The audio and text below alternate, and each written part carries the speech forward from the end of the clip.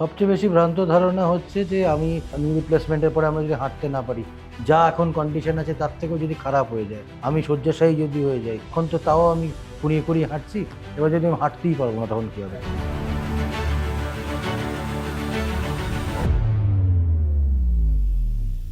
সারাদিন এসির মধ্যে না থেকে বা সারাদিন ঘরের মধ্যে না থেকে যদি অ্যাটলিস্ট আধ ঘন্টা 40 মিনিট নিজের জন্য বার করে একটু বাইরে ইভিনিং ওয়াক, মর্নিং ওয়াক করুন, খাওয়া দাওয়া মোটামুটি পুষ্টিকর খাওয়া দাওয়া, ক্যালসিয়াম রিচ ডেয়ারি প্রোডাক্টস এগুলো যদি তারা খান, তো অস্টিওপোরোসিসটা অনেকটাই প্রিভেন্ট করা যেতে পারে।